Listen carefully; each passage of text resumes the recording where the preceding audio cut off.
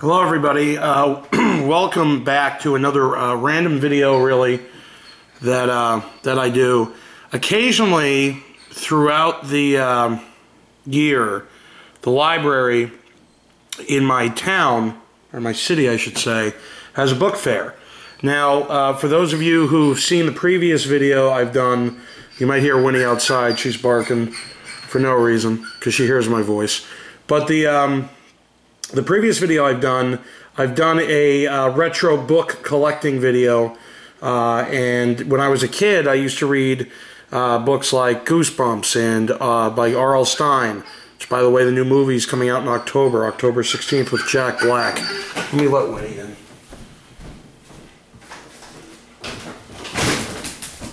Okay, so I've done that. I've read, you know, Christopher Pike novels. I've read Nightmare Hall by Diane Ho. I've read a whole bunch of stuff. So as a kid, I collected pretty much everything, and I sold it all because, you know, when you're a teenager, you sell stuff to get money if you're not working. And so I sold everything. And now, you know, not only am I on a collecting retro fix for games, but I'm also for the books that I grew up with, to have a library full of books. So either, you know, when I have kids one day, I can pass them down to them, or just have them just in general to show off, you know, because when people come over the house, they'll be like, oh, I remember those books, and, you know, it's nice nostalgia is really what it is, you know, it's nice looking back.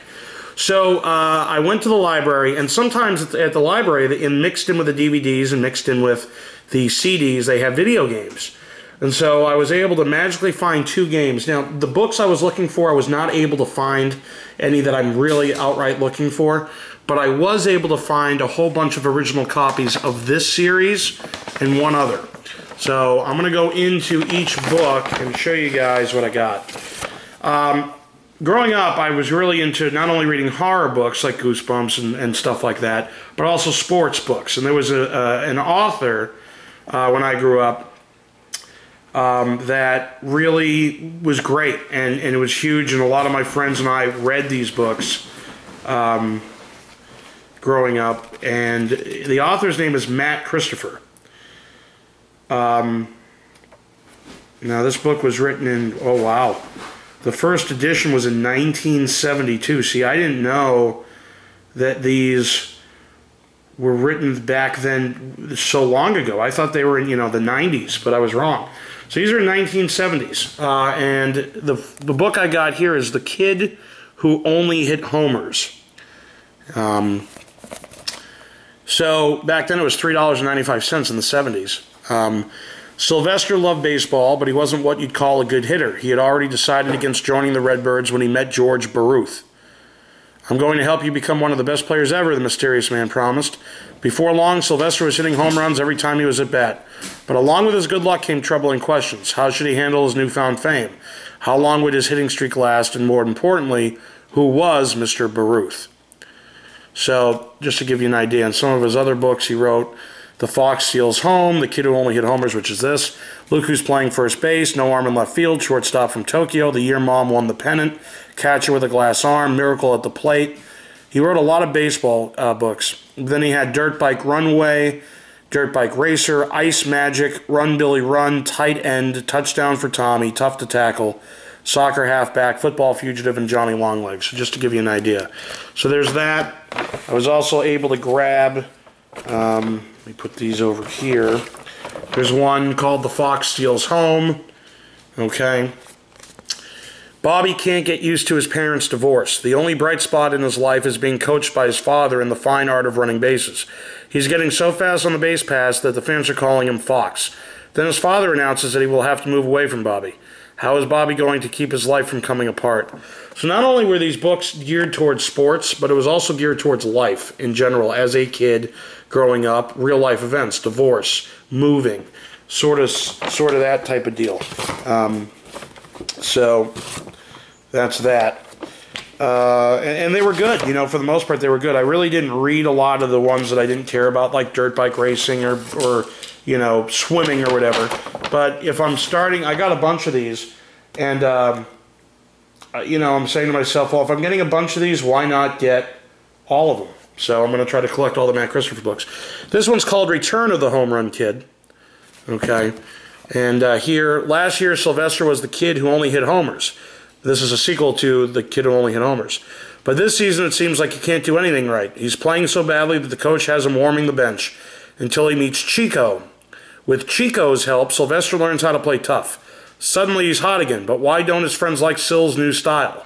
Why do they say he's heading for trouble, and what is Chico hiding? This is the book club edition, so I don't think this is the original one, whereas these are the originals. And then we have one called The Winning Stroke. Okay. And this one here, when Jerry Grayson turns to the swimming pool to help heal his baseball injury, he never suspects that he will become interested in the sport of competitive swimming. To Jerry, swimming is relatively tame stuff until the day he catches the last part of a swim meet. After watching the quick starts, photo finishes, and powerful strokes, he finds himself wondering if there isn't more to this in sport than he thought. But does he have what it takes to make a real splash? So, Matt Christopher is a writer young readers turn to when they're looking for a fast-paced, action-packed sports novels. A resident of South Carolina, he is the author of many books, among them The Kid Who Only Hit Homers. For a listing of all his latest titles and information on joining the Matt Christopher fan club, turn to the last page of the book. So I'm going to take a look at that. Even though this was in the 30, 40 years ago, I'm going to try to take a look and see if I can do some investigating. And the last Matt Christopher book I got was Run, Billy, Run. And again, this looks like the original copy from way back. But running has always been the fastest and easiest way for Billy Checo to get around.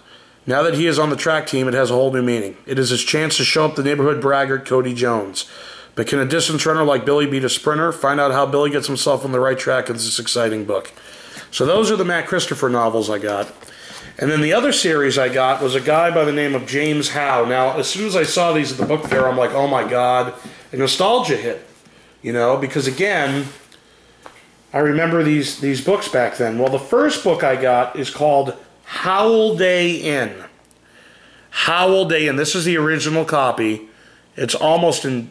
I think it's the original copy. This is almost mint condition. Back then it was $2.50. I remember this book, and it was really good. It was really cool. Let's see when this book was published. Let's say first copyright 1982. So this book came out in 82. First Camelot printing was 83. So, welcome to Chateau Bow Wow. Harold and Chester could hardly believe it. The Monroe family was going on vacation without them. Bunnicula, the family rabbit, would be boarded with a neighbor. But they, the family's loyal dog and cat, were to stay with strangers at the foreboding Chateau Bow Wow. No sooner had Harold and Chester settled into their bungalows than Louise, a French poodle involved in a messy love triangle, disappeared. Chester believed the 6 other guests were capable of anything, even murder. Would you trust a pair of dachshunds who howled at the moon and were rumored to be part werewolf, or Crazy Lyle, a cat convinced he was a secret agent? All Harold and Chester knew was that, in spite of themselves, they had entered the crime detection business, and neither foul play nor foul weather would stop them from finding out who done it. And Publishers Weekly said, the story with its wonderfully witty dialogue and irresistible characters is a treat for all ages. Then, I couldn't believe when I was a kid they had a sequel. I remember looking at this back then, and in the Scholastic, what do you call it? Scholastic, you know, things that we got as kids that we brought home for our parents. Scholastic, like newsletters, book newsletters. Well, this is a sequel called Return to Howl Day Inn. And I remember seeing this, and I was like, oh my God, I can't believe it. I need to get this. I need to get this. So, the animal sense something is wrong in the Monroe house. Howie is racing around on his little dachshund legs, pretending he's chasing hubcaps at the Indianapolis 500. Bunnicula is hopping all over his cage as if he's dancing on hot tar, and Harold is desperately trying to get some sleep. Chester insists something terrible is about to happen, and he's right. The Monroes are going on vacation, and the animals are going to Chateau Bow Wow, known to them as Howl Day Inn. This visit turns out to be even worse than the last harrowing experience, with a whole new cast of characters. A very sad Great Dane, a pair of worried yuppie puppies, and 2 sinister sisters who pride themselves as cat burglars. But even more frightening are the voices in the night, mysterious disappearances, and the bone-chilling secret of Howl Day Inn. So this was made in 92. The next book in the series is called Nighty Nightmare. Okay? And I remember when this came out. Sleep tight if you dare. An overnight camping trip in the woods with bugs and ticks and worse. Chester the cat couldn't believe the Monroes were going camping on St. George's Eve, the one night of the year where evil spirits come out to prey. Harold and Howie, the Monroe dogs, were looking forward to their adventure, but when they found themselves lost in the woods at midnight, surrounded by weird noises and with only a drooling, scar-faced visitor for company, they began to wonder if there might be something to Chester's warnings. But that was just the beginning. Before the night was over, there would be some fur-raising surprises, including a bone-chilling tale of how Bunnicula the vampire rabbit first came to America. Okay, and this was made, I believe this was an original copy. This was 1987, so this really came, it went Holiday Inn, Nighty Nightmare, and then Return to Holiday Inn. Well, the book that started it all is called Bunnicula. Okay, and Deborah was James's wife who passed away, and it says, meet Harold the dog, Chester the cat, and a vampire bunny named Bunnicula. So, on the back here, move over, Dracula. It looked like an ordinary bunny to Harold, but Harold was a dog by profession, so his judgment wasn't reliable, as he was the first to admit. But Chester, Harold's good friend and housemate, was a very well-read cat, and he knew there was something strange about Bunnicula. For one thing, he seemed to have fangs, and the odd markings on his back looked like a cape. But when Chester started finding white vegetables drained dry, with 2 fang marks in them, he was sure Bunnicula was a vampire bunny. So it was up to Chester, with Harold's help, to alert the members of their household before another carrot was lost. Because as Chester warned, today vegetables, tomorrow the world. And the New York Times said this mystery comedy is sure to delight. Now this was written in 1979. And then this book, I don't think I've ever seen this, but it says A Bunnicula, A Rabbit Tale of Mystery. I don't know when this was published. Oh wow, no, this is a remake. I wasted money on this. This is a remake of the first Bunnicula book. So there's Bunnicula, and here's the remake. Now this remake was written, the first printing was 79, this was 2006. So this is a second Aladdin paperback edition, right? Aladdin, yeah. Yeah.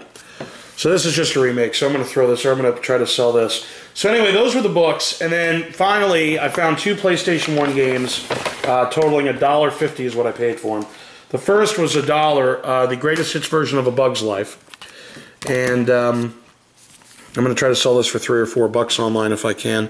An interactive journey with a bug's eye view. The ultimate movie fun comes to the PlayStation game console.